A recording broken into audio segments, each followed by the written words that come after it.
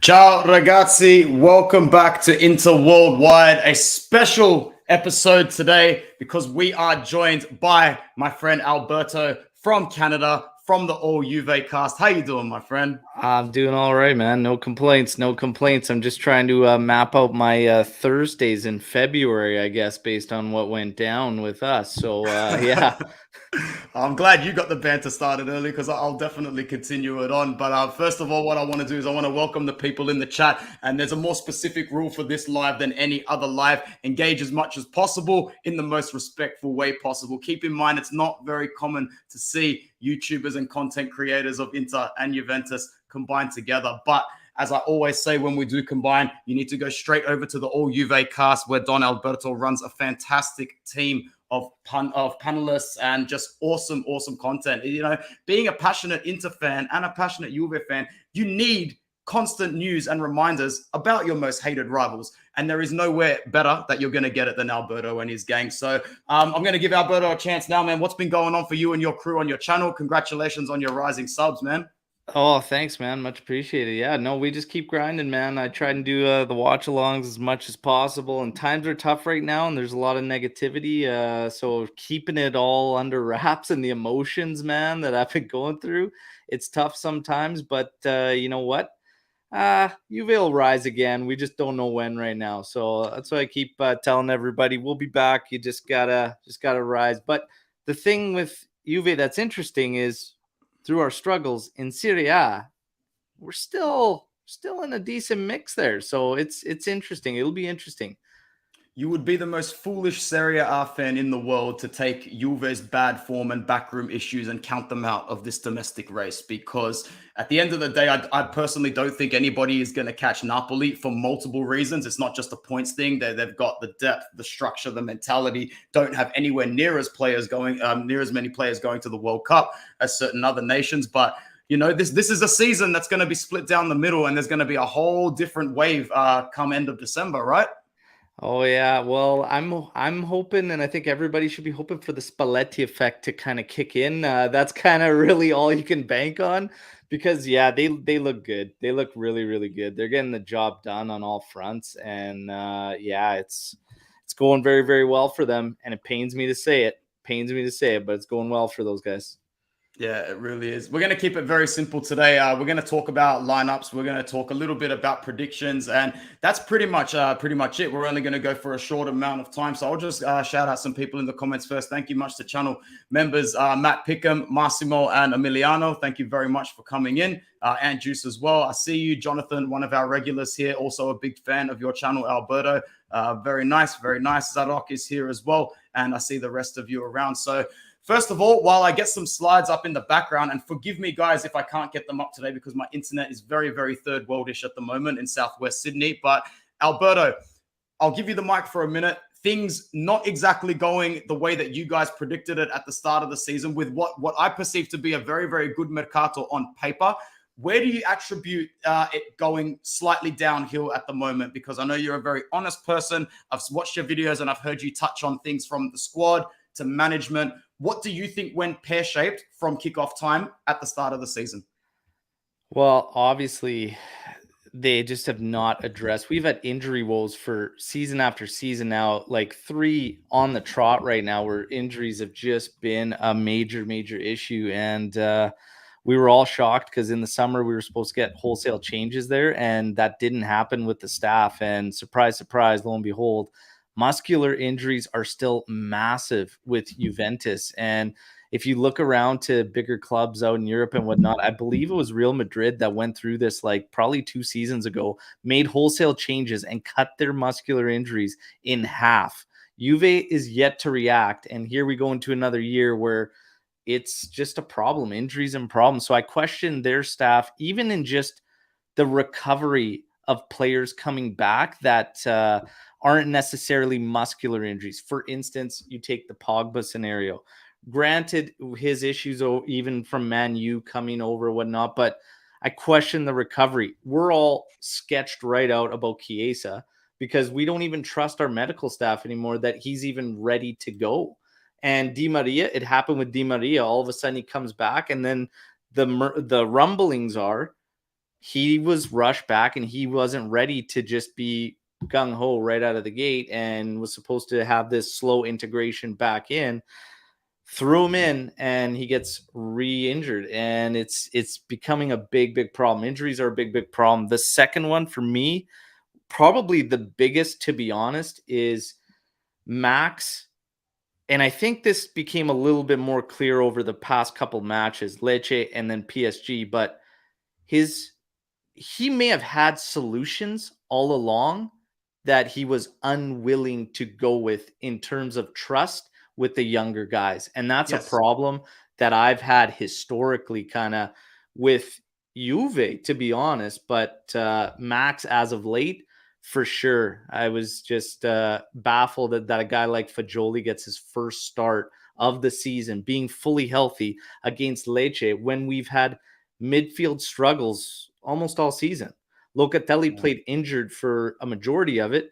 And then you've got McKennie, who's done absolutely nothing and is actually touching the ball 30 times on average a game, playing in the central midfield. That's not good enough. And yesterday against PSG, 70 plus touches for Fagioli, 70 plus for Locatelli, 70 plus for Moretti. Rabiot's in there with 70. It was a better mix. And I think Allegri's he's definitely been bad in his return.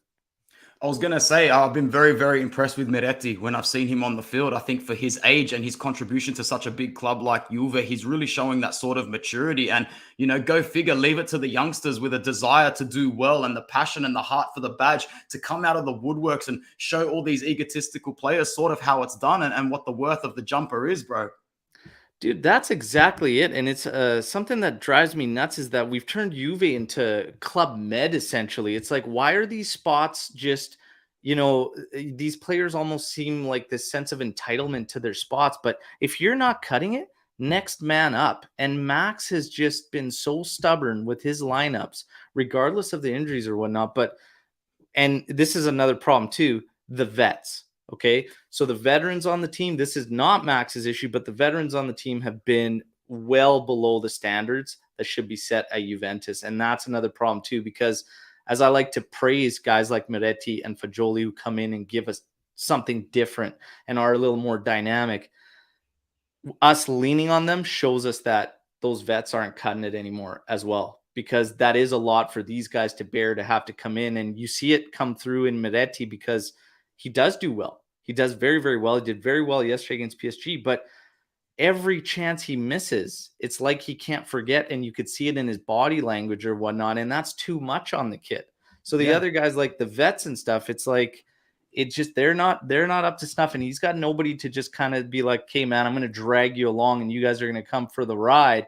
And then they can really feel that loose energy and just be able to cook and do what they got to do. There's so much pressure riding on them. My God, when you see Fagioli score that goal, it looks like he's going to have a breakdown because he can't get minutes up until that point. And then he goes and does that. And it's just like, he's grabbing the crest and he's, giving the fist bumps, but it almost felt like he's giving an FU for the lack of time, to be honest. 100%. Do you attribute to that, to a large part of your DNA, sort of leaving with the departure of Chiellini and that being the last domino of a traditional hardcore Juventus DNA, that one being with the likes of Buffon, Marchisio? I could go and name 2 or 3 more, including Andrea Pirlo, even though he wasn't, necessarily born in the Juventus jersey. He was a real pioneer as the Italian Juventus identity as a player and then as a manager afterwards. When Chiellini left, it felt like the captain's armband was always going to be too heavy for a player like Bonucci, who, and no offense to you as a Juventino, this is me coming as a Bonucci opinion, he has always been second fiddle to Giorgio, national team-wise, Juve-wise. He is not a leader and a captain because, to be honest, my bro, he doesn't strike me as a very nice human being behind the scenes either. He is a polarizing figure. That is for sure. Okay. That's how we could talk about Leo. He's a polarizing figure for sure. But, there's got to be something there for guys like the ones you mentioned, Marchisio, Buffon, Chiellini, speaking about Bonucci as a leader. And even later on, Cristiano Ronaldo speaking about him as a leader in the locker room, right? And they were all different personas, man. Like Buffon was like, the gentle giant almost, like this giant persona, but very, very quiet, and until on the pitch. Chiellini was the same. Very, very quiet, not that guy. Bonucci's that more in your face, that more raw kind of guy. They just have different styles. But to get to your question about, why that dropped off, I think it's just contingency planning, man. Yeah. They've missed the mark on that. It's been something I've been quite vocal about on our channel, is that if you look at the clubs we're supposed to be in the mix with, it seems like these bigger clubs, well, we like to consider ourselves in there. They can go from one star to another, find a young product, blend it in almost seamlessly, and with Juve, it just hasn't been like that. It's like we get these next pieces, but then we stick with the older guys too long, and like, if you look at some of the names on this roster, the fact that they're still around is actually mind-boggling. If we're talking about guys like Quadrado, Sandro, Rugani still around, and we don't have it's like you've had options that have come in and you could have gone with that. And in the long run, we stuck with the older guys and we looked at the capital gains to be made, and we moved pieces that maybe we shouldn't have. And that comes down to the business. Yeah. And ultimately, man, if they're running a business like that and you've got to get rid of key assets to write the books and stuff, you got to look in-house and kind of correct things. But there's a few things factoring into where Juve's at right now. And it's a Yeah. hell of a job to get him out of there. And Yeah. Max so far, 1 out of 19 big games, won Wow. I didn't since he's realize that. returned. Since he's returned. There was a list, and I'll try to dig it up. You can get into lives here. I'll dig up this stat. It's actually mind blowing. I'll Yeah. pull it Well, up. cool. I brought up the lineup, not really to chat it yet, but just to give reference, because I knew exactly the names you were going to rattle off the top of your head, the Alexandro and the Cuadrado. So I know that you're not going to be redeeming Cuadrado at the end of the season. And I've already joked once or twice on Twitter. I'm more than ready, in a negative way, for Inter to offer him a BS contract for 1 year, because that's exactly what our director would probably do. But I really, really hope not. But you're exactly right in a sense that, football comes in cycles, especially mentally and psychologically in the modern world that we live in. And it's just really, really tough for players who were used to playing with such quality players, both psychologically and physically, to then pick up the scraps, pick up the dirt, and then say, all right, now it's up to us to drive this force forward. Sandro and Cuadrado ideally would be those sort of players. And to be honest, when I look at your lineup, I do still see a couple of those Grinta men in there, like your Vlahovic, who is just fantastic on all fronts. Locatelli, I feel for him when I see him play. He's clearly giving 150%. He idolized Chiellini to everything. We saw the way he clung to him in that Euro 2020 victory. And you've got the pieces there to build it. It just looks like Max has just dropped the ball in terms of managing this squad and how they need to go forward in every way, shape, or form. But yeah, back to you for that start. And thank you very much to Mike Ma, who I now see is a new channel member. So I really, really appreciate that, man. Thank you. Nice. So get into lineups, get into players. The stat is Allegri in big games since his return, dating back to last season. Okay, 3 games versus Milan, 4 against Inter, 2 against Napoli, 2 against Atalanta, 2 against Villarreal, 2 against Chelsea, 2 against PSG, 2 against Benfica. 1 victory, 19 matches. Wow. 1 victory, 19. That's not good enough. That is just not good enough. I don't care if we're in a rebuild. I don't care what the case is. And it comes down for me that I believe that the roster we have, like, there are so many that are just saying, what do you expect of any manager to get out of this roster? I can't swallow that pill. And the reason is because we are getting outclassed. At least we were at the start of the season, to squads with not even a fraction of that roster. Don't give me that. There's managers doing extremely good work with less quality, far less quality.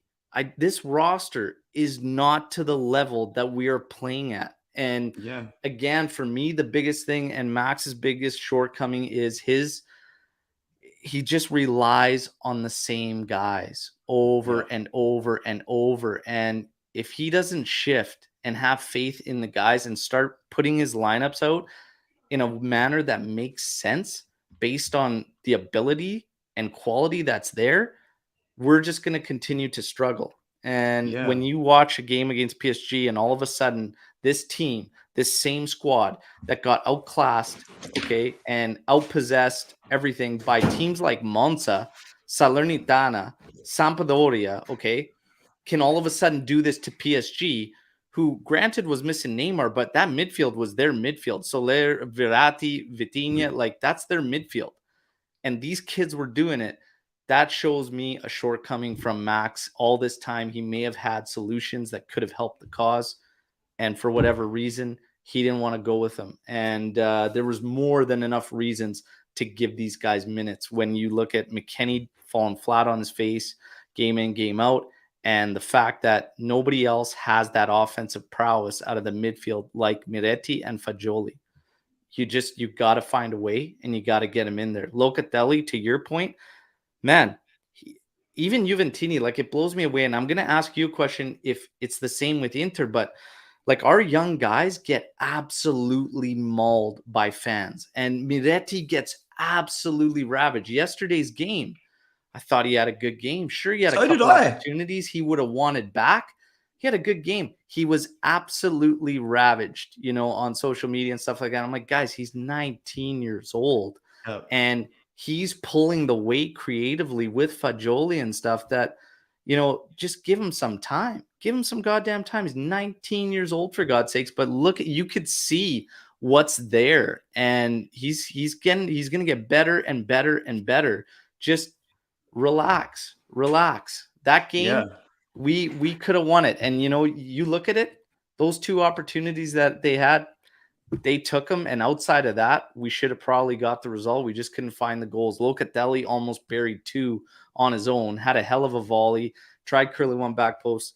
Look, that was a good performance and something we can build off, but it's all about Max and the follow-up. What is he going to do in the follow-up now?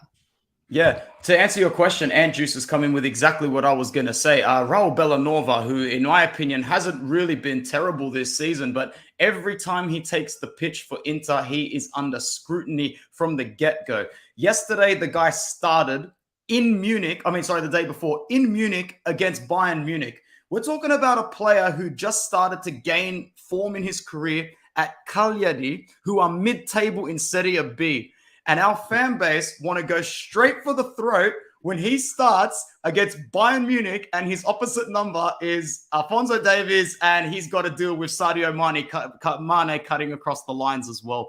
It's bizarre. We've also had the same issues with Aslani, who has been a little loose in midfield, but he's trying. He's got a lot of tenacity, and I swear to God, he's a million times better than Roberto Gagliardini is. So I'm happy that Inzaghi, who has been a little slow this season to integrate, is starting to integrate them more regularly. But we've got a few issues with our squad and our rotation as well, which, we might get to eventually. But, well, you and I could sit here and chat for hours, and I'm very conscious of the time. So let's go into this lineup and think about how our boys are going to go in Turin. So I'll start. We look at, and thank you very much, Gazzetta, for your incredible translation of the Italian names. We'll start with Onana in goals, thankfully. Skriniar, that's Acerbi in the middle. Sticks, as we all know, is Bastoni.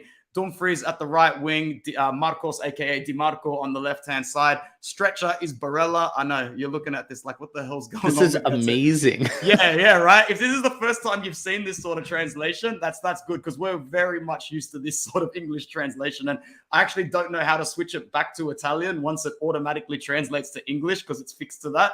So we've got Hakan in the middle, who's having another really, really good season, to be honest. Henrik Mkhitaryan, who's been a breath of fresh air.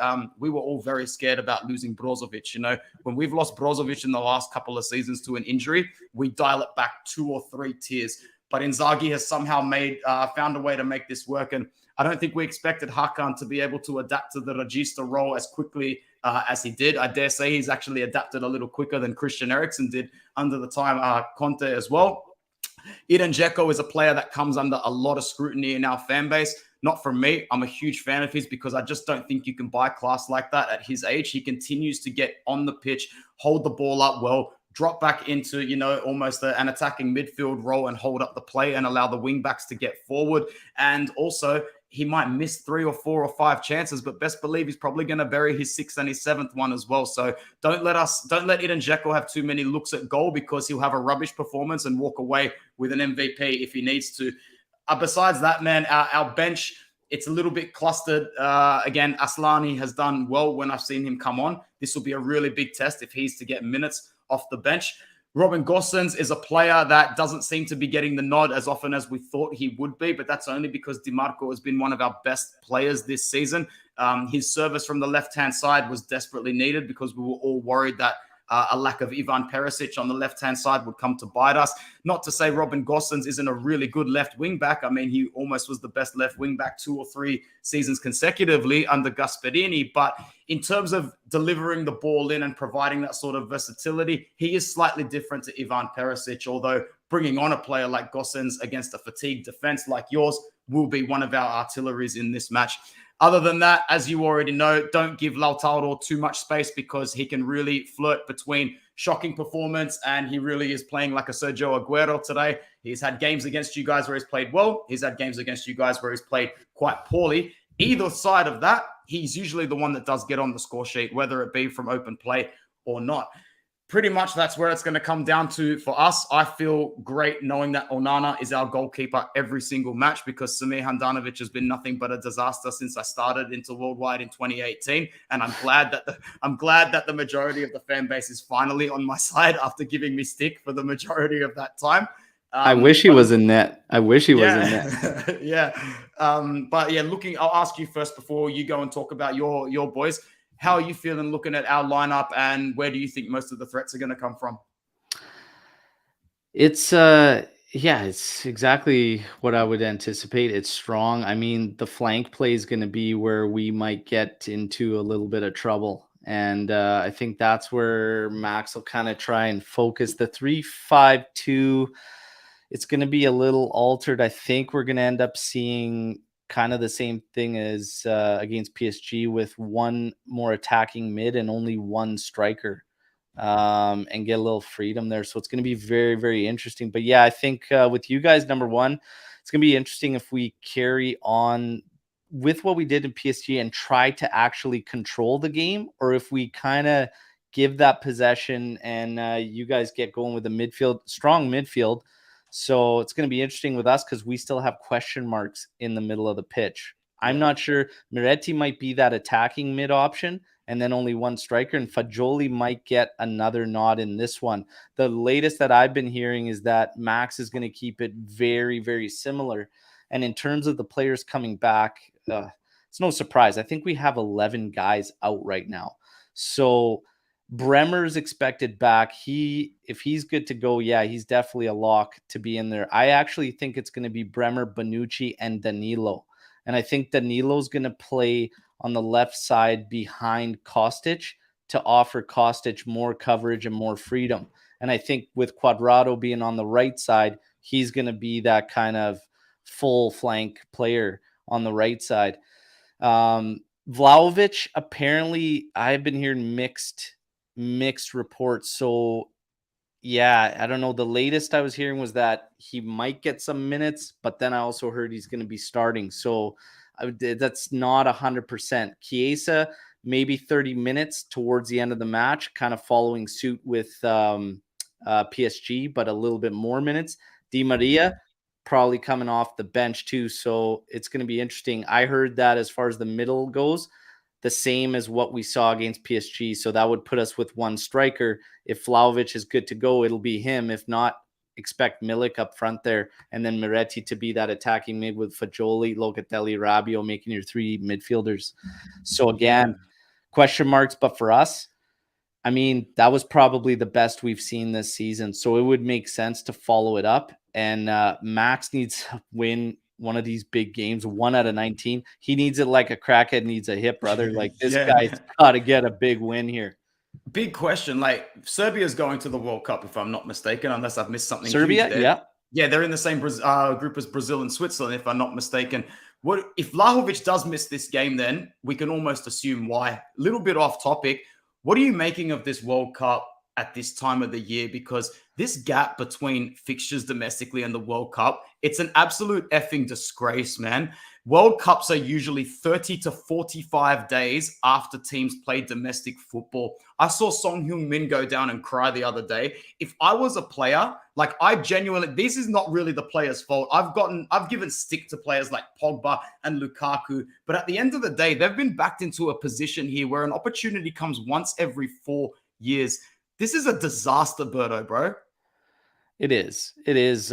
We've heard how many players now talk about and for years now, it's 2 years on the trot. We've been hearing about players talking about just playing way too many games, and throwing this one in here like that. And it's just there.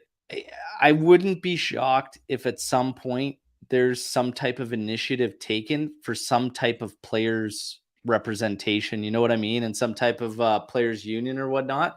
They have it in other sports. And I don't think football is going to be far off, to be honest, if this continues, because the players are, man, they're getting treated like cattle pretty much. And they're all talking about it. It's like, this is just too much. And not only that, but like where they're going to play is like an issue with some of them. And they bring that up. And it's just, it's too much. It's too many games. And you're trying to do this in the middle of this league too. Like, it's going to be interesting on the back end of it. And it's also interesting going into it. Like, these guys are like just starting off seasons. There's injuries going through here and whatnot. Now there's key guys that are probably going to be missing out on the World Cup and whatnot. Whereas if it were normally where it was, they probably wouldn't have to worry about that scenario. But yeah, it's too much, man. It's way too many games, and doing it mid-season like this just to facilitate that, the whole thing's a joke, to be honest.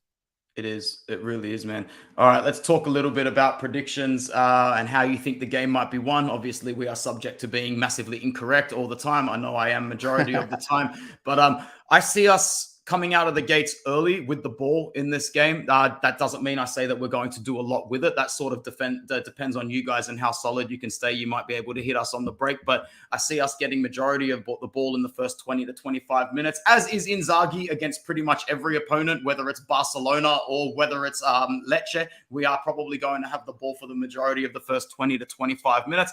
And after that, we will most likely dial it back a notch. Inter plays a lot better at the moment when we do play with the ball at the start and grab a goal. However, it's very important to pretty much announce that even though it's gotten better in the last 6 weeks, we had this horrendous statistic and record of dropping the most points from a leading position, I think, out of any of the big sides in Serie A. And I think we were really up there in Europe as well. I'm glad we've sort of turned it around a bit, but my PTSD and trauma is going to kick in. Remember, I've watched you guys dominate the Serie A for a long time, majority of my life, and scoring first against Juve is absolutely makes me shit myself. So I do think we'll probably grab the first goal, but there's definitely controversy in this match. And I hate to say it, but we've really been used to the last few years. There could be a penalty or two in there. I'd love to walk away from this game. And I think I might have even mentioned this the last time we teed up. It would be great to walk away from this game without having to have a rant on Twitter or without having to defend ourselves on Twitter because of officiating decisions. So that's my 2 cents there. I do think that as the game goes on and fatigues, substitutions will be important. And the game will really open up after that minuto 70 mark, man. From minute 70 onwards, it's going to be a back and forth tennis match after that. What do you think? I think, again, it's tough to say. If we keep things the same as PSG, I think my stats kind of changed.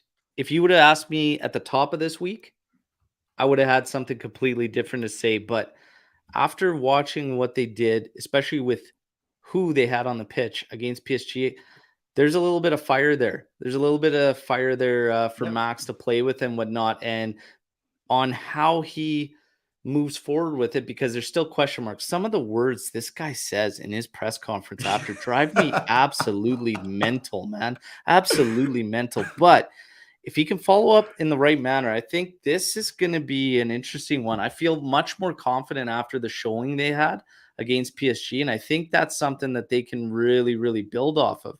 That said, these games, usually even the players that are on the pitch don't really matter. They become dogfights, man. They become dogfights, and you said it as well. Like, the officiating 9 times out of 10 comes into effect in these games, and don't be surprised if we see a 1 goal either way, because I'm thinking it's going to be a 1 goal decider either way. Yeah.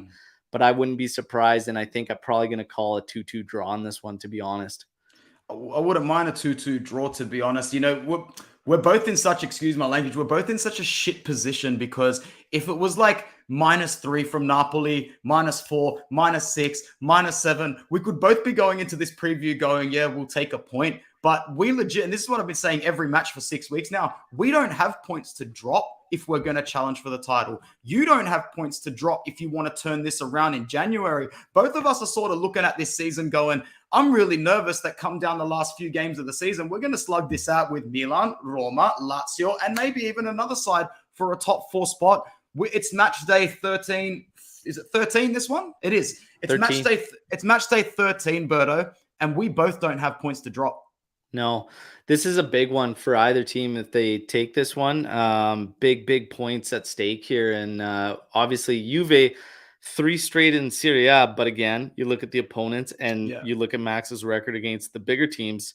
He's got to find a way. He's got to get it done for whatever reason. And it's this is why statistics, ratings, all this stuff is mind-blowing at times, because somehow Juventus finds themselves with one of the top defenses in Serie A. Yet we find ourselves where we are in the standings, and it's absolutely wild. It never translated into Champions League whatsoever, but it's going to be an interesting one. I think it's going to be extremely tight. I wouldn't be surprised somebody pulling away, somewhere around 76 to 85 minutes, getting that one goal that decides it. Probably a late one.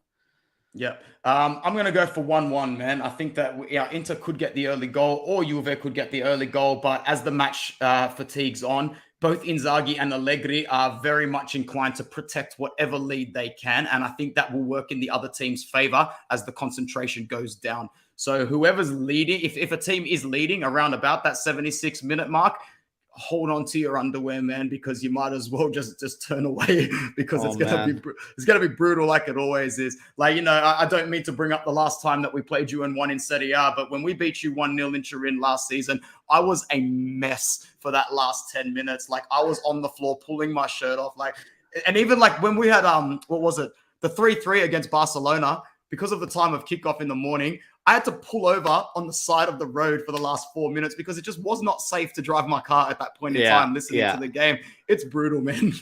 That's funny. Yeah, you got to do what you got to do. You can't be driving during things like that. And the funny thing is those intense moments, man, that's like feels like my whole lifetime of following Juventus, man. That's like how we make our living, and it just drives me nuts. Like, just win comfortably. Just win comfortably here, I know.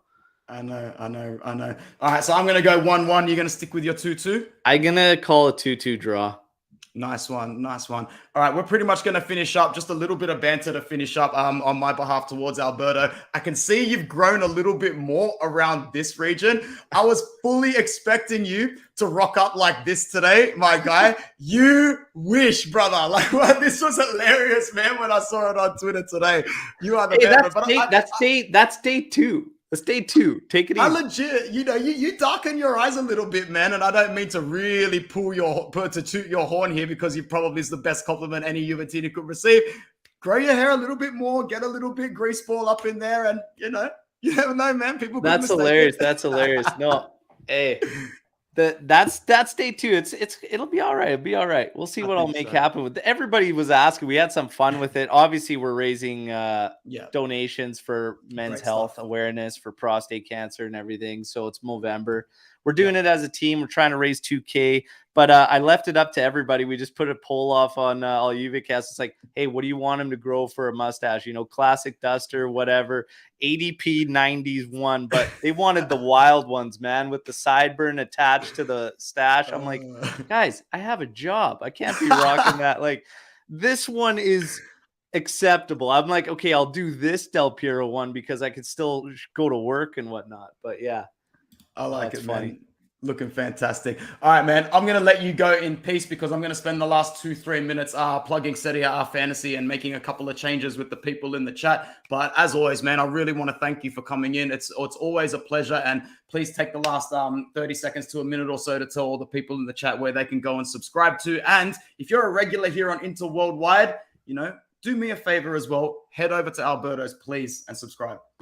Yeah, much appreciated. Yeah, it's all UVCast. If you want to get your, you just want to find out what's happening on the behind enemy lines, I do the daily news updates daily, and we do a lot of match day live shows. And then the post-match podcast is always where it gets interesting because we get the live chat going and Juventini just come on and vent. I've just recently added in live call-ins too. So, yeah, I just throw it out there and everybody's open for opinions. I always started the channel that way and I like to keep it the same. So as we've continued to grow, I felt it was important to still make everybody a part of it. So yeah, we're just having a lot of fun.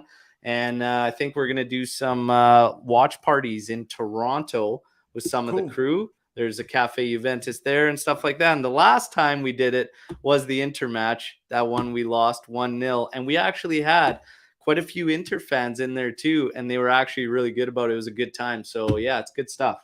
That's great. It was a really good vibe there, even with a few Inter fans as well. It was a good vibe. Everybody had a good time. I provided the guys with a ton of giveaways and stuff like that, and even the Inter fans were they were loving these Del Piero stickers and Gigi stickers and whatnot. And they had kids there and stuff too, so it was a really good time. And it's cool for stuff like that, especially over here in North America, because the game is not to the level of where it's at in Europe and whatnot. So doing things like this just helps create some type of hype and buzz about it, and it's all good, man. And the banter, I love the banter. I love the banter and all that, and it's all good. So yeah, I have no issues, and I appreciate, again, as always, you having me on here. It's awesome. We got to try and make it happen for you on ours, but I know the times that I run my shows. And the time difference is just insane. It's like, what, 18 hours ahead or something like that? Like, it's wild. Horrible. So, to our credit, or to my credit, this is probably the first time where I messaged you and got the time so close to what I thought it was in my head, because we have really struggled in the past, man. It's not easy when you're in. Well, man, we've got like 3 different time zones in Australia as well. You've got 3 time zones over there, as if it wasn't hard enough. Oh, man, I'm sitting there like trying to do the math. I'm like, wait a second. I'm like, Friday for him is Thursday here. I'm like, what? Oh, Thursday night. I was like, okay. Yeah, it's good. But yeah, I appreciate everything you do. And I still come in and check out your channel and check out your lives, and keep doing your thing, man. You're crushing it. I love it. And yeah, sometimes you got to keep tabs on those enemies. You got to see what's going on. You got to, be in the know. So you do a great job, and I appreciate it, man. And again, thanks for having me on. Anytime, brother, man. We will chat after the game. Take care. I'll speak to you soon, mate. Gotcha. Ciao, man.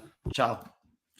Absolutely great guy. Absolutely great channel. Make sure you are checking him out. Please go and subscribe to the All Juve cast so you can get all the news, all the updates. And, what's better than hearing a Juventino rant if they're not in a good mood? The same way I would expect every Juventino and every Milanista to come over to this channel, watch me, lose my marbles, and comment and say, ha, ha, ha. Thank you very much for the 22 people that have stuck around. This was a really, really enjoyable video, and I know that you all enjoyed that as well. So stick around for another few minutes while we make a couple of changes to our Serie A fantasy side. Let's just have a little bit of a look at the leagues first of all, and let me share my screen. Not the slides. No, we are going to share Serie A fantasy. I do believe I missed a... Mike, not a big fan of Juve. 100%. No one's asking you to be a fan on Juve, but, I'm a fan of Alberto, and I'm a fan of content creators, man, especially those who put it out for free, or, that we do collect a little bit here and there now, but we all started this out of passion, and Alberto's a real one. So definitely head over to his All Juve cast and subscribe. We've got our Serie A Fantasy Worldwide. Let's go. Did I overtake you, Matt Pickham? He says, I'm on 35 now. That's page 2. Page 2. Anthony's moving up in the world, man. I am moving up in the rankings. Geez, my front line did poorly. Oh, Crava as captain. You wouldn't change him for the world, bro. Leao really disappointed, but Ella's still killing it. Let's see how many substitutes I'm allowed to make. I've got a $1.4 million plateau with 2 changes that I can make. Vlahovic seemingly 50-50 for this game. The thing is, if we keep him in there and he scores, I get the points, which is probably what's going to happen. But I can't take that gamble. So we can take out Vlahovic knowing too well that it brings us with a huge, huge budget to replace him. And I've been waiting for a long time to put Toro in this starting lineup, bro. I have to throw him in. I'm happy to just stick with the 1 transfer on this match day. Deulofeu, so hot and cold this season, but he should be able to do well against Lecce. Leao has to do well against Spezia. There's no need to change any of the other players. Tammy Abraham's been a little hot and cold, but he's against Lazio, who are out of form in the derby. If anything, the only person I should be changing in this lineup is Romagnoli, but I don't think I can replace him for... Let's just have a look. This puts me up to 7.2 for a defender. If I can get a really good defender in there, maybe Kim, Maru. It's not really worth it. I wouldn't mind putting Destiny Udogi in here there, actually. Do I replace Romagnoli? Oh, Bastoni's sort of hit and miss. Okay, we can't do that. We're going to place... we have to keep Romagnoli in there, unfortunately. Take out Bastoni. I've still got 6.6 to use. That's an easy put in there for Udogi, actually. Fantastic. Can I do that? Is that going to accept? Confirm. Yes, sir. No deduction whatsoever. That's probably two of the sexiest transfers I've made in Serie A fantasy to this day. Let's go back to the leagues and have a look at the table. Matt Pickham is 2 places behind me. Fantastic stuff. Let's check for brother Bruno. Where is he? Any gains? Yeah, he's moving up the list as well. Who did well for Bruno last time around? Oshimen. He's got Krava in there as well. Rafa. Yeah, Toloy's done well for Bruno this season. Let's see who's on page 1. Any familiar faces? Fluke. Dieter, nicest guy in the world. He's up there. I'm rooting for him big time. And all I know is that Uncle Sharma is not on page 1, and that makes me very, very, very happy. Oh my God. You don't say. That's just strange. We must have a similar side. We do have a similar side. In fact, we've got the same side almost, except no, he's got a very different backline to me. Forza Uncle Sharma, I'm sure everybody here is a subscriber on his channel there. So quick comments. We'll go to the comments for like 2 minutes and then I'm done. It's Friday afternoon. Everybody enjoy. DiMarco, people will be talking about him as a top 3 left back. Chris, you might as well just copy and paste the same comment over again. I love you and your agenda, bro. He really thinks he's that special. I hope you're right, and I hope DiMarco continues to kill it because there's nothing better than, an Interista who bleeds for the badge. I think Matt said it in the match preview last week. He's going to stay at Inter for life. Maybe he is the next in line after Skriniar. If Skriniar can see out a 4, 5, 6 years as captain, DiMarco would be ready to take it off him after that. That's for sure. We are in Sydney, Australia, Mike. And once again, thank you so much for being a channel member. That one completely slipped me. When did you sign up to be a channel member, man? Make sure you let me know. DiMarco is improving defensively and continue to gain experience. 24 years old. He's stronger than people think. I would have to agree. Guys, that's it for me. Thank you so much for tuning into what was a very, very enjoyable live stream with the awesome Alberto. I wish him all the best on his channel. I wish you guys all the best for a happy and safe weekend. Kickoff time for us in Sydney is 6:45 a.m. on Monday. And I just got to say, I love it. I love it. Monday mornings for me are that busy. I am at work by 10 past 7, knee deep in issues with my behavioral students. I do not have time to watch this game. I do not have time to follow the game. I don't have time to look at WhatsApp chats. All I have time to do is to turn the OneFootball app on and turn the notifications on and get the bells and go, see, or you know exactly what it is. And that is what I'm really, really happy to do. Something else that's important to know, we've got the Champions League draw on Monday night. If I'm available and at home, I will do a live stream for that. I know Bruno's not available. Might call you in, Matt Pickham, for that if you're not spending time with your lovely wife and your beautiful dog as well. Mark my word. Yeah, okay, Chris, we get it, bro. I love you. You are the man, bro. You are the man. You are so consistent, bro, honestly. Thank you so much to everyone that joined. Forza Inter. We have been so busy lately as a club. This one actually snuck up on me. Get excited. It's Derby d'Italia against Juventus in Turin. It's Derby d'Italia in Turin. Let's go. Love to all of you.